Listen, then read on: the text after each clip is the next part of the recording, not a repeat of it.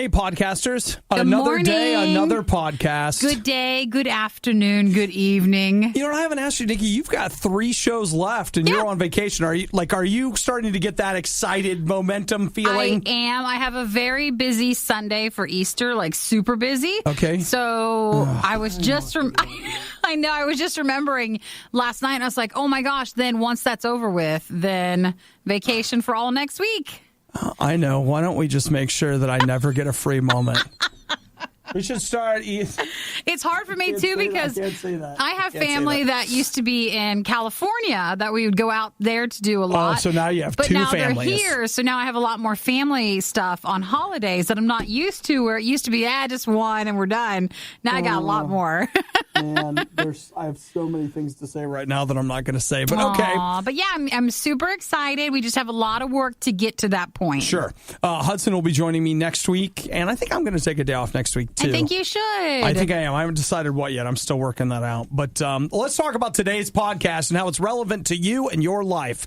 I think the most important thing you'll probably hear today is Taco Bell and the Watery Mess. Oh, man. Oh, man. I also throw in what is a very long discussion of the sequel to Pacific Rim. Wasn't that like 6 minutes? It was. Nikki 6-minute movie review. Hey, do you know what happens after the fundraiser? We almost always come back and have a hard time with break length. But we don't even talk long during the fundraiser. We just talk more often. And so I don't know if it's like we're finally free from the fundraiser and now we can talk more to each other and you guys. And so it's like, even now, we're talking long. Look how long this podcast intro is. It's crazy long. Same thing. Oh, well. Okay, other stuff in here. Let's see. We talk about waffles and the Matterhorn.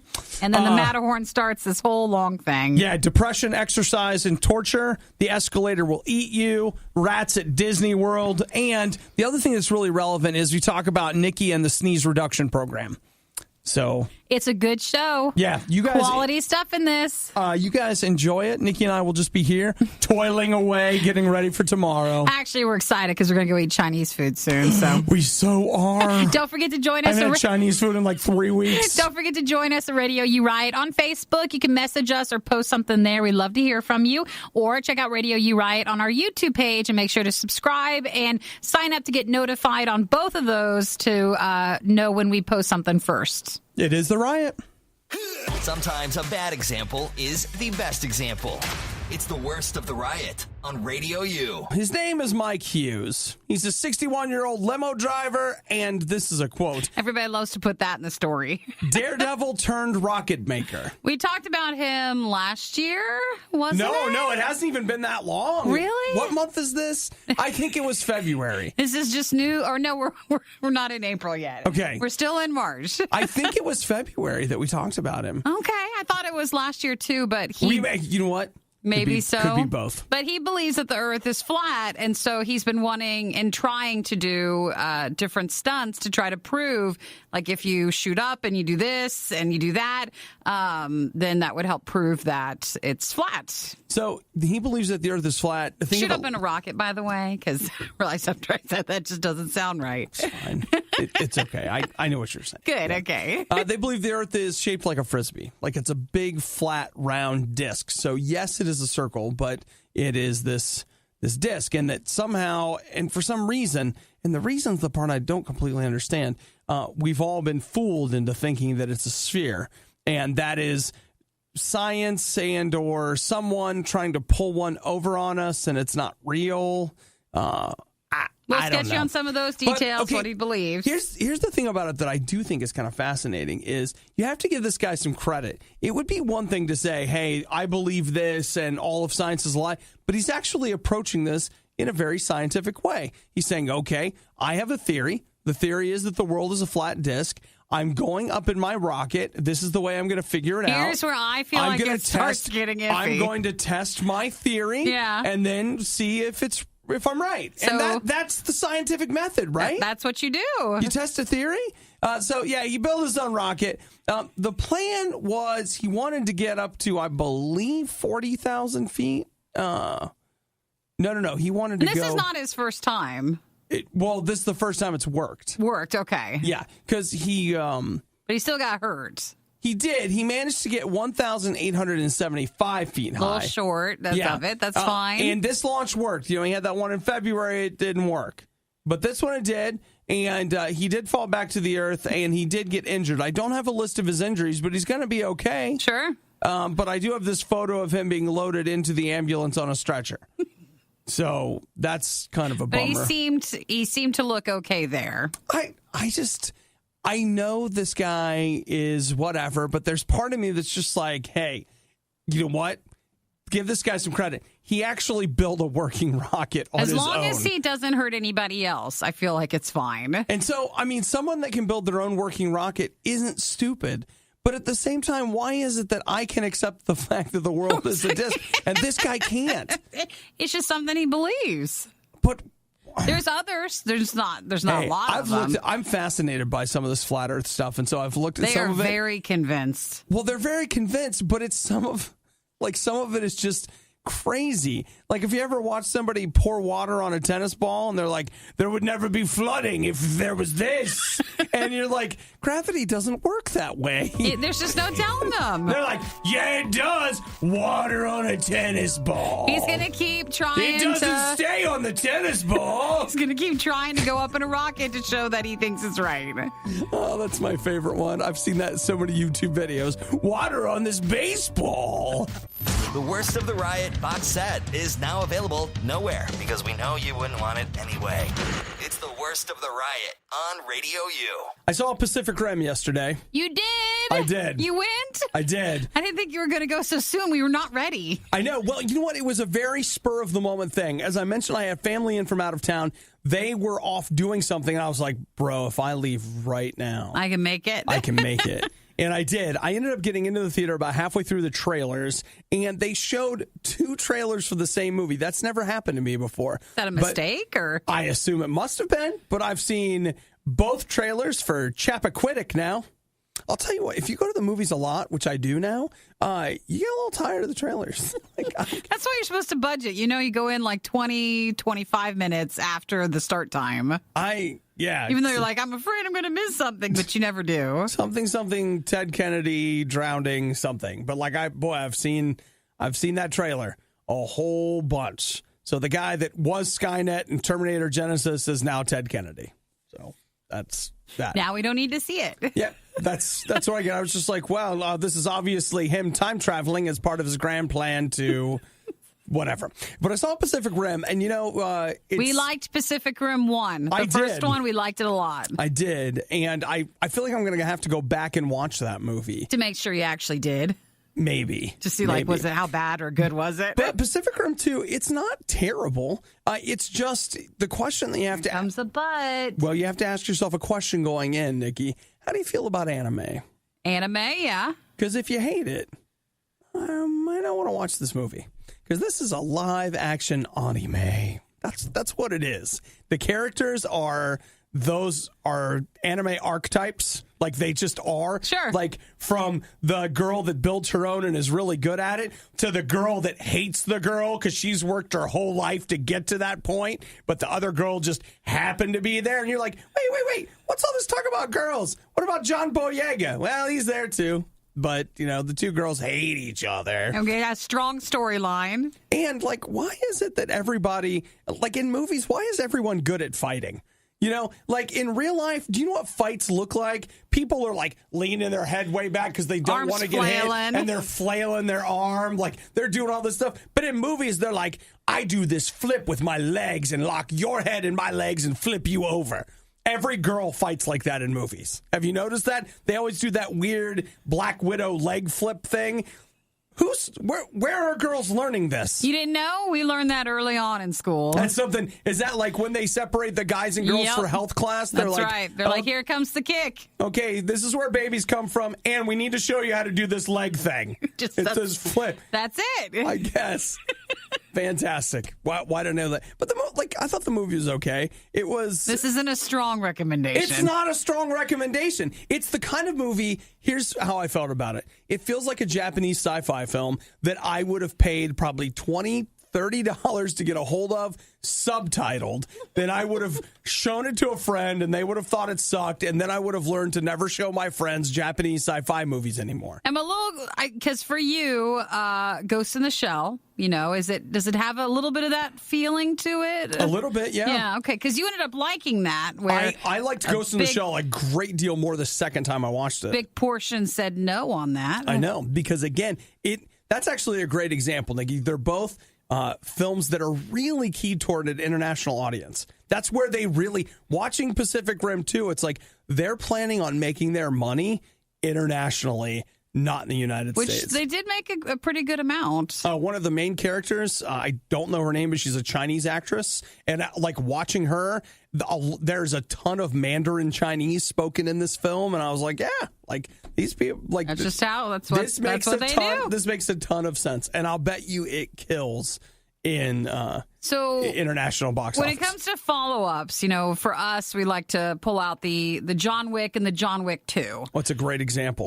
John Wick, it was just something unique. No one expected that one to be so well received. They ruined it all in John Wick 2. Well, it's a Hollywood picture, Nikki. Yes, because Hollywood got in and said, no, we can make more money off this. Let's ruin it. So do you feel like Pacific Rim to Pacific Rim 2, or maybe not as Hollywood? If you watch the original Pacific Rim, that is also like an anime movie for sure. Sure. But I feel like Guillermo del Toro had it enough to kind of make it work with an American audience. This one was just like, look, we'll release it in America, but make no mistake, this is a Japanese sci-fi film. That's what it felt like to me. And if you like that, you're going to like that movie. And so I kind of liked it.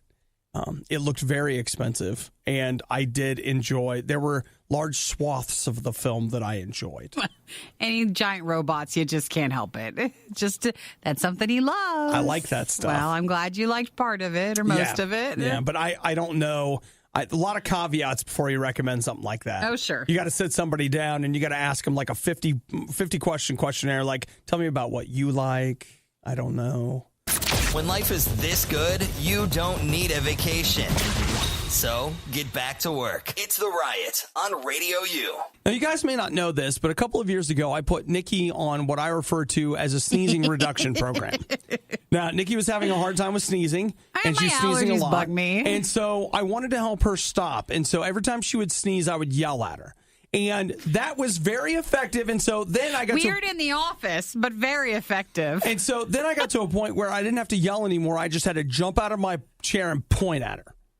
And then you just, I think, got down to pointing and a mean look. Yeah, it was just a look that I would give her. And she would be like, huh? And I would point at her. And then she would be like, please don't. But the sneeze would go away. I remember one person being in the office the day and saw you do it, and you didn't realize you were being funny. And the person looked at you like, what are you doing? It's like, well, it's effective. Like, he's teasing. I'd be happy to. And, a lot of people look at that like, that's mean. That's love. He can get me to stop sneezing. It's a tough love, but it's love. You haven't done it in a while, and now I'm sneezing again. Well, and a few minutes ago, I told Nikki, now, if you don't stop, I'm going to have to put you back on the sneezing reduction program.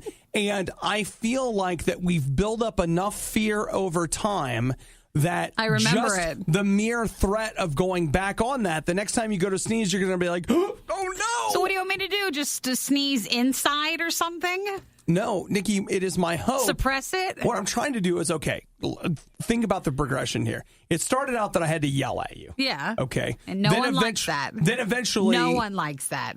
Oh, I don't mind it.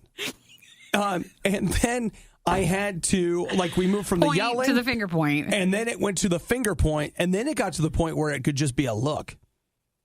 Just give you the look, right? Your hand starts to move a little, but you don't have to. Here's my thought is that my hope is just like we progress through the steps of knowing that you're doing something wrong. Yeah. That your body will begin to go, oh, I'm not even allowed to sneeze anymore. So it worked through your brain, and then the shame slowly moved into your heart. Yeah, and then I'm hoping it'll then seep into your body, and your body will say, you know what? These allergies, I don't want anything to do with them. When you had your cough in December and January and stuff, yeah, and you had that cough that wouldn't go away. I still have it. I didn't didn't yell at you. I didn't point at you. I was concerned. We tried to come up with ways to help. Do you feel like that's not a good approach? Well, see, Nikki, when trying to deal with something as gentle as a sneeze? I think it's great that you bring this up and let me explain. We have different styles. We have different styles that work. So like your kind-hearted way, you do that works with me. That I respond to that. And I know that you respond to me yelling and pointing and the looks. I don't think I do. And you might say like, well, I don't like that. Well, like, yes, but that's still the response that is going to eventually lead to the not sneezing. Sure. So while there is an unpleasant 2 to 3 years of me being mean to you, the end result is really going to be worth it. Okay, well, I'm willing to put in the effort if you are. Yeah. It's like, please, will you yell at me for 2 to 3 years so that I don't sneeze anymore? I'm too afraid. The funny thing about it is, Nikki, it just comes so naturally to me. Does. It's like I'm not even working. You just make this mean face. Which is why this pairing works so well. It is. It works so well. This I can is help why you. the riot can stay around for all these years, where other people would have broken up because they would have been mad at each other and they wouldn't have been able to still been on the air. Yeah, it's fine. There's a counterbalance here. It's really something. It's really something for sure. Yeah. And whoever that person was in the office that looked at me funny, could you tell me who they are? Because I'm going to put them on the "Don't Look at Me Like That" reduction program. You could just give me their name. Not anymore. I'm not. Now I'm not. The part that keeps me up at night, we paid them for this. It's the worst of the riot on RadioU. Now, Nikki, with the sneezing reduction program, I feel like a lot of people think that it's going too far. But I want you to know that I'm not the only person that is using these kind of tactics in the world today. Mind you, I only sneeze every so often. It's not. And who do we have to thank for that? True. Right here, ladies and gentlemen. It's working. It's working. So I'm still afraid. Lisa, she is okay.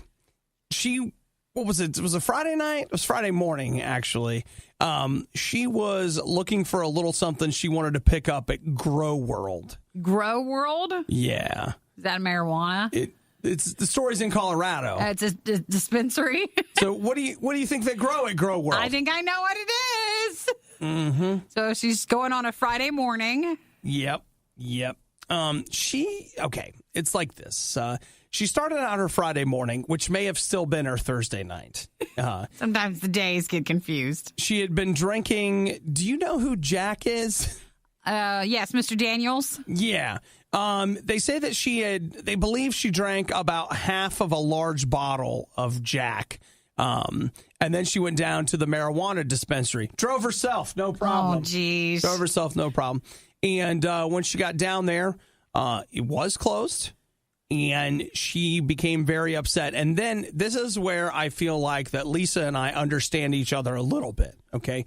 She decided to teach them a lesson. So what'd she do? I can guess. She put them on a reducing your closed hours program. Yes. Yeah. Okay, brought to you by the Obadiah method. Yeah, so she hopped back in her Civic and she drove it through the front door. Now it's open. Then, and this is amazing, in her car she had both a bat and a sledgehammer. Why? Well, sometimes you want to go down to the park, other times you want to go to the rock quarry. So you got to be ready at any moment. It could be a weird CrossFit thing. I don't know.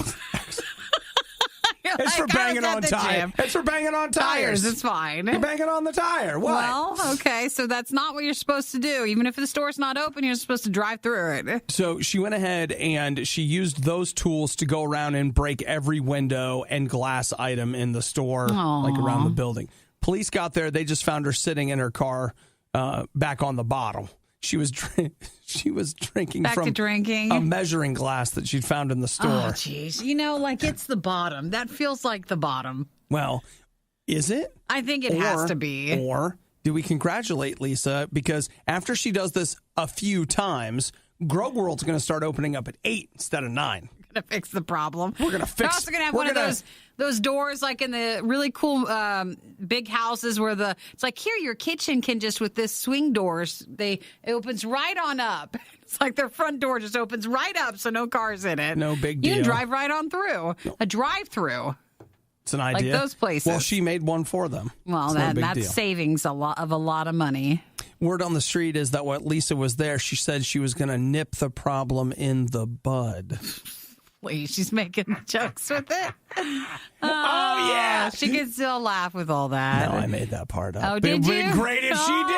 Oh, yeah. It would have been great if she did. You make a great police officer who comes in the scene and has like a couple of jokes to lighten the mood. Cup of coffee. Man, that must be terrible to clean up. You clean up one glass, or you break one glass in your kitchen, and you're finding glass for days, let alone she's going through and smashing everything. Oh, We'll never clean it up. No. They're going to have to burn the whole place down.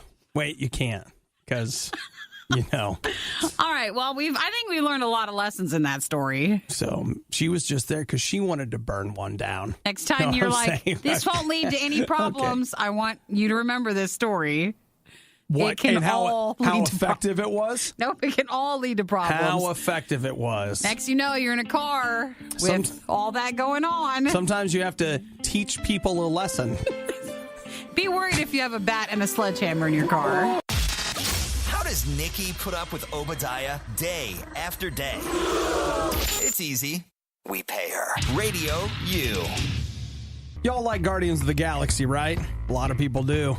They print their own money. They're going to be in the Avengers this summer. And then, of course, there is going to be a Guardians of the Galaxy 3. That's confirmed. Does any of that matter to you? It matters to... Okay, I see that hand. Sure.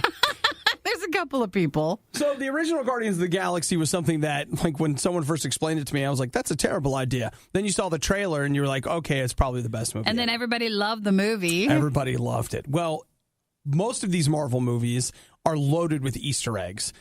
And it's Easter this weekend, so it's perfect. What a great timing for the story. It's just perfect. But if you don't know what an Easter egg is, it's something that's like in the background. It's a hidden cameo. Yeah. It's a this, a that, whatever. Something you might not notice what it actually is. So one of the things that James Gunn, the director of Guardians of the Galaxy, has said is that there is still one huge Easter egg in Guardians of the Galaxy that no one has talked discovered. About. So that has sent people staring at Guardians of the Galaxy for what is this? Days and years. Ready Player One, where we're all looking for the thing. Kind of, yeah. Okay, so they're trying to figure out what is it? What's the Easter egg? Yeah. So a guy found one. But it's still not the one. So in Guardians of the Galaxy, in Stan Lee's cameo. In the first one, right? In the very first one, it's him talking to this girl, like on a bridge. It's in one of the, it's where Groot and Star-Lord end up getting captured. And Rocket by the Nova Corps. So your memory is stunning when it comes to this stuff. Sorry. It's not amazing. It's nice. It's good. So you Stanley, remember all of it. Right there on the bridge there, like they pan over him and they look at him and there's this like alien language that pops up next to his head. And, you and I were just like, those are funny squiggles. Turns out that's the Skrull language. I didn't even know that was a real thing. I mean, I know that obviously Skrulls are real, but I just didn't know that their written language was real. It is. It's never been found out before.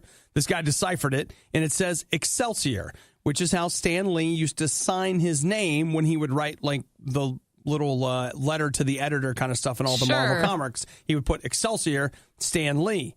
So Excelsior, it's getting, I know. Oh, this is, I mean. What an Easter egg. Hey, it is. It's an egg. But the thing you have to understand is that Easter eggs have to be discovered by some really nerdy people, guys. And there's still one more left. There's one more egg to be found. Well, and that's just it. James Gunn is like, hey, no one's found this one yet either. Cool. But you still haven't found the big one. There must be an obvious one. Maybe there's an egg. There's an actual egg. There's an actual Easter egg? Okay. We're just missing it. So, but James Gunn retweeted this guy last night and just said, hey, this is an Easter egg, but it is not the Keep working Easter on egg. it, guys. It's Keep still out there. working. So it seems to me that if you go ahead and take the next few days off, start tonight, you can just watch Guardians of the Galaxy over and over again all the way until Easter. And then at midnight you'll start seeing eggs. On March 31st, an egg will appear. Gosh, you're like, I saw a bunny. Stop doing what you're doing then because something's gone wrong. I've been watching Guardians of the Galaxy for 124 hours. Hours straight. And don't tell your boss or teacher that because they're not going to be understanding. And then it occurred to me that I had to go into the bathroom with the lights off and show it in the mirror turned around 7 times. No. Then a bunny appeared. No. And it laid an egg. You then become the bunny.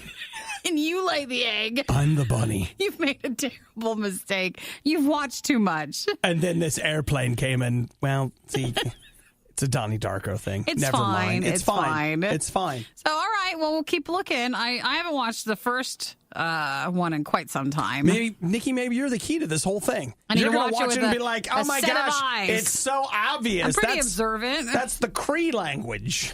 Okay, not that observant. I'll never get that one. Duh! That goat farm is looking more and more likely every day.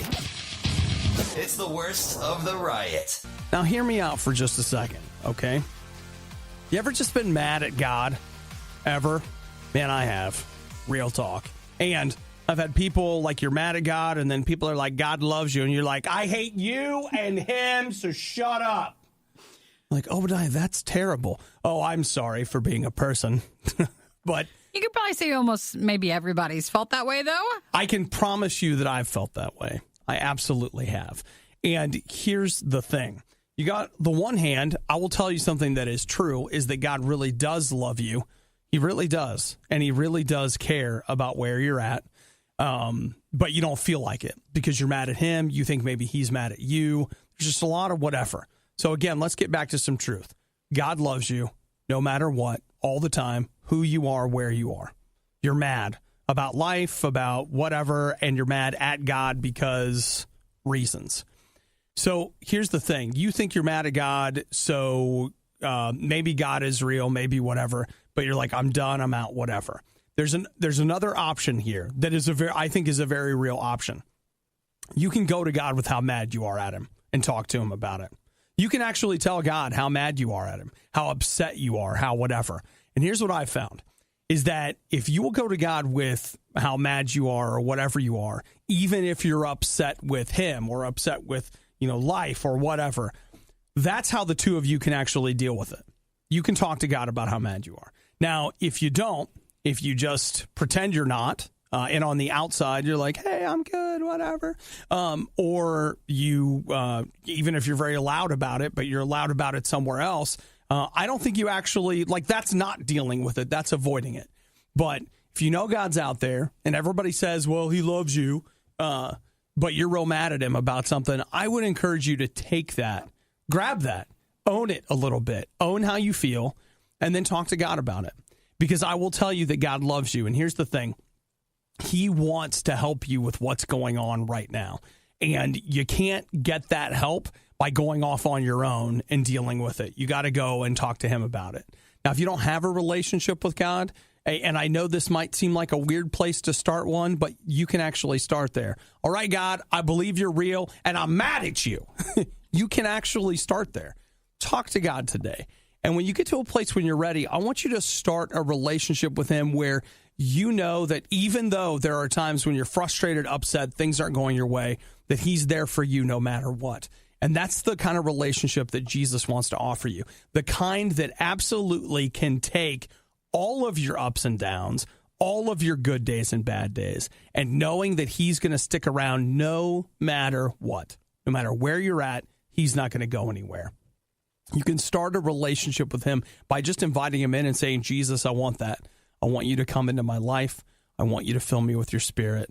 I want to talk about where I'm at. And you can talk to him right now about what's going on. You don't have to wait. You don't have to be on 6 months of good behavior. And then, no, right now, where you're at. Worst of the riot, not enough? Not enough. Check the blog and all things Riot at riot.radiou.com. 2 people go to Taco Bell, yada, yada, yada. Huge watery mess. Know what I'm saying? Okay, let's not be gross. What? Was there a flood? That's one way to describe it. Let's not be gross. Never mind. I'm not walking into anything else. That's what they said. Stop it! Oh my gosh, just stop it. What's the article? Tell me the story. What? 2 people? A BMW? Yeah. A Taco Bell? Yes. A watery mess. So what happened? All right, in Glendale, California, we've got at the intersection of Central and Acacia Avenues, there's a BMW that skidded off the roadway Hit a fire hydrant? It ended up flipping over a couple of times and slid into a Taco Bell. It was going, what? Nothing. What? Nothing. That was quite a sight. Skidding, sliding, Taco Bell. Stop it. So they crashed into the Taco Bell. Yes. And is everybody okay? Or everybody's fine. How's the restaurant? Nobody had to be transported to the hospital. Is Taco Bell okay? But they ran into the Taco Bell, setting off the sprinkler system. Watery mess. Inside the Taco Bell?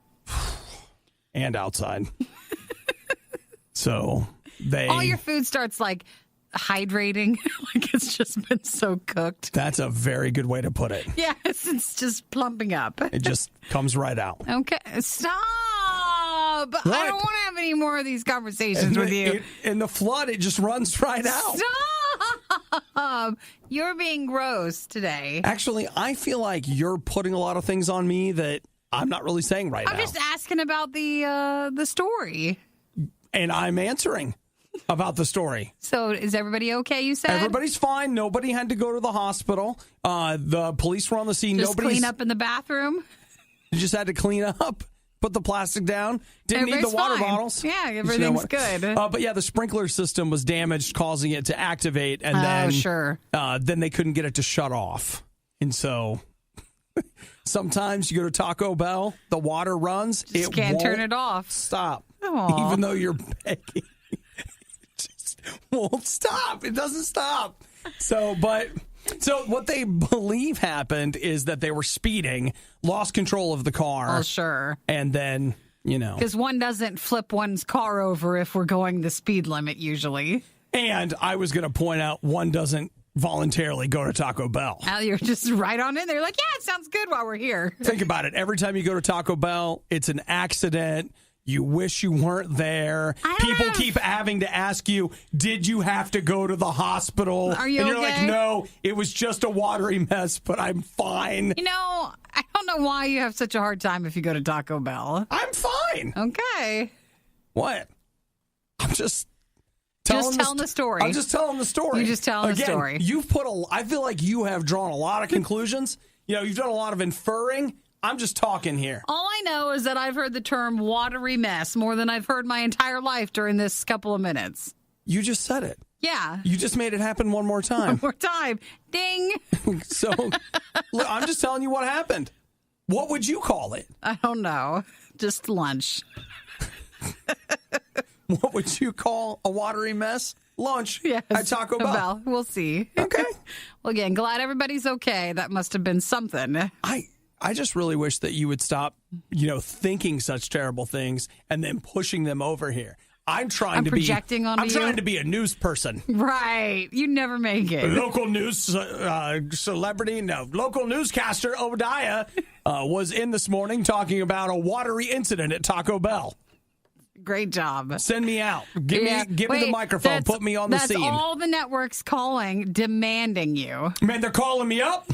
I'm going to the big leagues. I'm in the top 10 now. Your morning, but without yelling, laughing, or music. Don't deprive me of that. We wouldn't dream of it. It's the Riot on Radio U. Yesterday, we were talking about a deep-fried lobster tail. Yes. That was going to go on a... Buttermilk deep-fried lobster tail. I don't know why that makes a difference. Is it like buttermilk? Is that the batter? Yeah, it is. Okay. Sounds good. So like a fried chicken, but instead it's a lobster tail on top of a Cheddar Bay biscuit waffle. Red Lobster? Yeah. Okay, so I saw all this stuff yesterday. They're like, it's National Waffle Day. Of course, after the show, when it became completely irrelevant. When we should have been having waffles. Right. But then I start looking at it, I'm like, oh my gosh, we missed Waffle Day. And now this says National Waffle Day is actually August 24th. I bet you there's more than one. Man. You're just not catching the difference in the titles. I guess Waffle Day. Well, get a load of this, though. National Waffle Day in the United States, this says August 24th. Mm-hmm. But you're right, Nikki. According to this, in Sweden, Waffle Day is a long-standing tradition. And it's where you go back and forth. This... about what to have for food. Right here. And you end up with a waffle. High five on that. Yay. That was a good one. Thanks. I'd also like, why is waffling going back and forth? I don't know. Why do you call something a waffle? Is it Maybe because you have to flip it back and forth, or like, did you decide you wanted pancakes, but you waffled out and you went with the waffle? So, okay, maybe, wait a minute. I think I've got it. All right. Old school. What's a waffle iron? You pour the stuff in, then you probably, in an iron, then you close it, you probably stick it in the fire, and then you're supposed to turn it. So, waffling. Maybe. Feels a little weak, though. I think we have to look it up. Yeah. Anyway, but did I say the Sweden thing? Yeah. Sweden sounds like a great place. Doesn't it? I just want to go friendly there. And nice. They have National Waffle Day, and they have, what else do they have? You're going to have to give me more than that. I was going to say Swiss chocolate, but that's Switzerland. That's Switzerland. Switzerland sounds like a nice place. They've got Alps. Yesterday we talked chocolate. We talked with Jason from Death Therapy. If you missed that interview, that is posted at RadioU Riot on our Facebook page, and also make sure you subscribe to our YouTube channel for RadioU Riot. When we talked to Jason, Death Therapy is heading to Mexico first, and then to Switzerland for a tour. They got what's a Matterhorn? They've got one of those. They have the Matterhorn. That's in Switzerland. Switzerland says, please stop, because I don't know if you're helping tourism. You know what? I'm totally helping. I don't think you are. I'm totally helping. People are like, we didn't know what to do for vacation. Now we know. We were listening to the Riot, and now we're going to Switzerland. It just sounded lovely. To eat chocolate and a Matterhorn. Mm-hmm. Matterhorn sounds like a dessert for real, though. Well, like Disney, you go to a restaurant, and you're like, I'll have the Matterhorn. So, okay, waitress, I'll take... what is that? The buttermilk dipped lobster tail served on a Cheddar Bay biscuit waffle. And then for dessert, you gotta order this early, right? Because it takes a while. We'll have the Matterhorn. There's this restaurant that I used to like called Claim Jumper, and everything was extravagant and just so big. It totally sounds like a dessert there. We'll have a Matterhorn. Like, well, you understand, you need climbing gear to eat the Matterhorn. It's fine. It'd be like what's that thing? Cornucopia. Isn't that thing? The little basket thing? The Hunger Games where they run towards it to get there. Is that the little basket thing that always you put the stuff in? It's got the little twist in it. This would be made out of like a pastry with chocolate coating on it or something. That sounds like loaded with ice cream. Yeah, and then it has little like bits the of Matterhorn chocolate right like there. jammed into it. Yes, it and does. then you're like putting Brownie chocolate bits. syrup all over it, and you can eat the cornucopia. Yes. After you climb the Matterhorn, which is made completely of, I don't know, white chocolate. What we were talking about in the first place. Well, actually, what were we talking about? Waffle Day. Yes, Waffle Day. We're going back and forth. Matterhorn and waffles. Waffle, we don't know what to eat. It's fine. I got this coffee here. They say that that actually, it makes you less hungry when you get the caffeine in you. It also makes you angry and irritable. But maybe if we all had a Matterhorn with our coffee, it'd be a lot better. Man, a dessert so big you have to climb it. The Riot used to be 3 people. Please tell me we're not discussing video games again. The other guy didn't make it. It's the Riot. You know, I've talked here on the show about being depressed, and it's not funny, even though we laugh about it. That's but, how everybody it's copes coping. here. That's common radio trend. It's a problem. I struggle. And so one of the things I do to combat that is exercising. And again, right now, you're like, but you seem so happy. Well, you should have seen me yesterday. But on the show, I'm really good at pretending. So I go to the gym yesterday. Because you're supposed to exercise to help. Exercise is supposed to help. And the thing that I have found is that something that helps the most when it comes to exercise is running intervals. So that means like you run hard for a minute, then maybe jog for a minute and a half, whatever, and then you kind of do that. So I did that yesterday afternoon. And, they say with the exercise, what's happening is it almost kind of resets your brain. Like, all of a sudden you get some of that serotonin and some dopamine and whatever the heck else it is that your brain makes. And then when you get done, you're like, yeah. Feel better? It's better. But yesterday I actually figured out that that's a lie. They're just making those names up for things. And what it really comes down to is this. Have you ever run intervals before? Yeah, it's miserable. Do you know how terrible it is?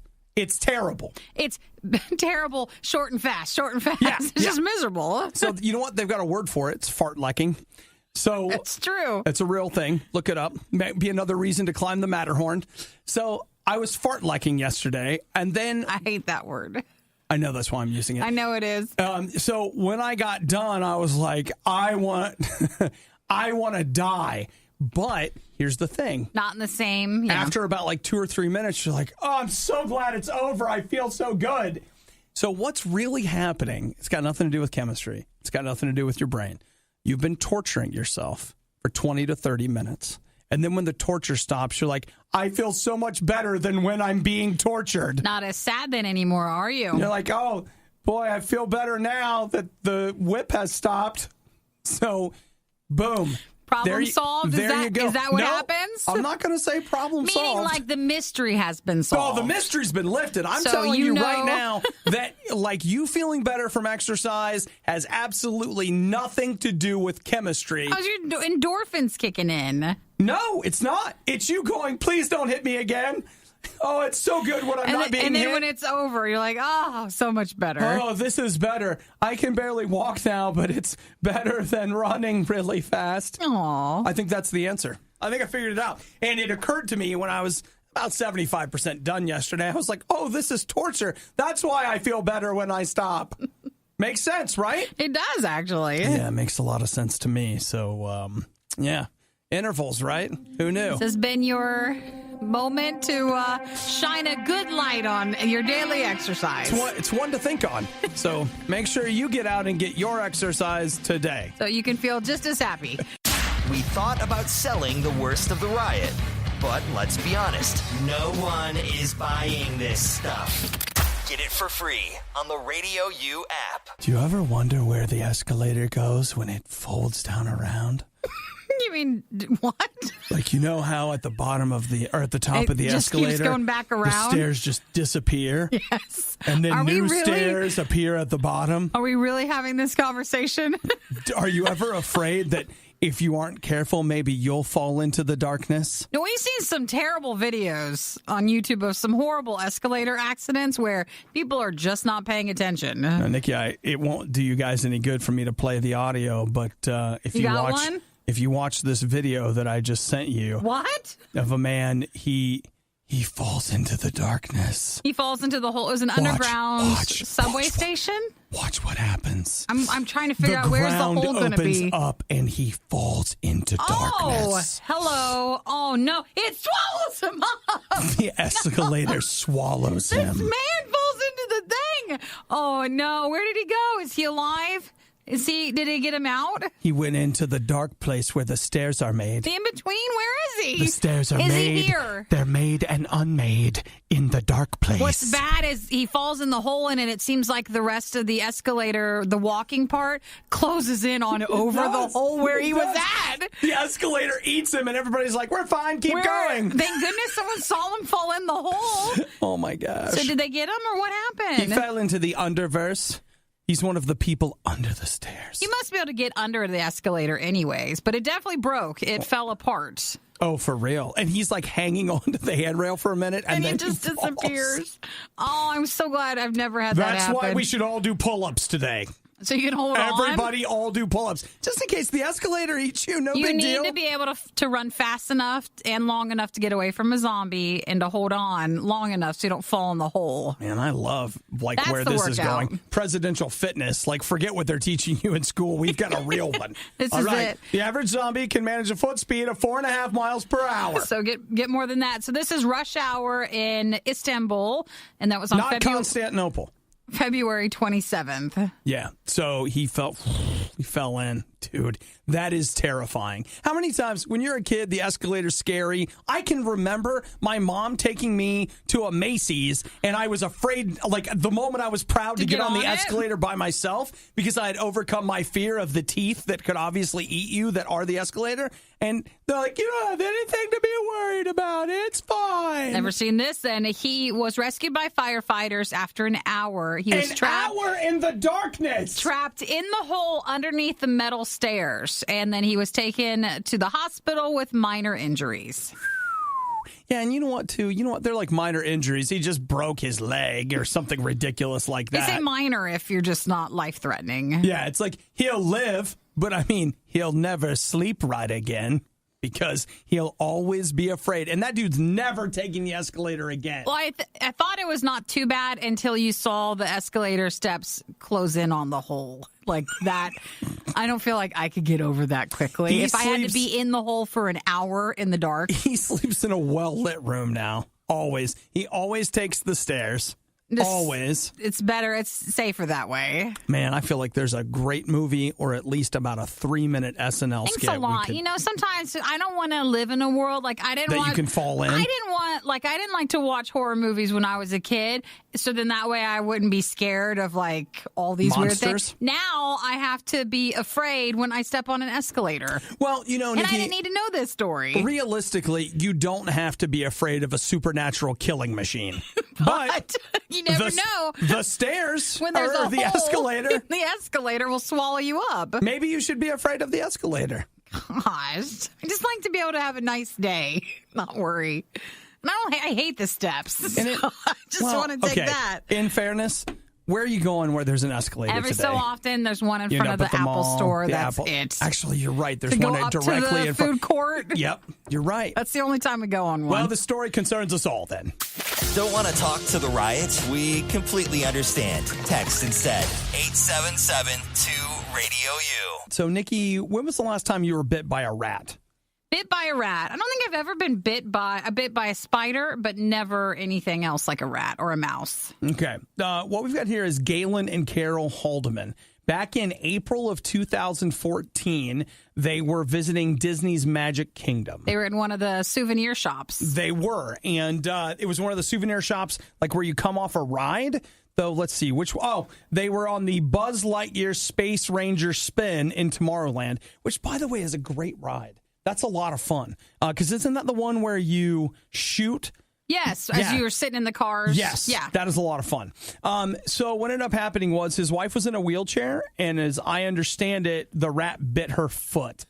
The rat... Am I getting it wrong? No, it's just very dramatic. Like, the rat came into... It sounds like a nursery rhyme or something, but the rat came into the merchandise shop, and then someone went to step or kick it out, and it then jumped on his wife's wheelchair. Okay. And then the wheel went around, and the rat kind of got picked up with it. And so the husband went to go grab the rat so he wouldn't bite his wife in her wheelchair and then fling it. But in the process, he got bit by it. Okay, there you go. And then they threw something on the rat, and they said that, Disney didn't want any pictures taken of the rat, and they kind of wanted... Really?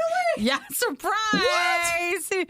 Even though the rat is featured in some of their more, popular movies of past. I mean, if you think about it, Mickey Mouse. It's not far off there. He was on a bender, but, he's still Mickey. It's all right. He wanders into the souvenir shop. But they're saying that they want to sue for $15,000 for damages and injury and stuff. Okay, can we just be clear? $15,000 is really not that much. They're suing Disney for $15,000. Which means Disney, they must have came at Disney or Disney gave them a number that they didn't want. Because normally no. Disney they're smart enough with this. They don't want any press at all. They'd be like, for your trouble, we will give you blank. And they probably didn't like it. We'll give you $5,000, or as we say it, one day in the park with no food. Not a hopper ticket, but just one park. One park. And yes, you will have to pay your own parking. Mm-hmm.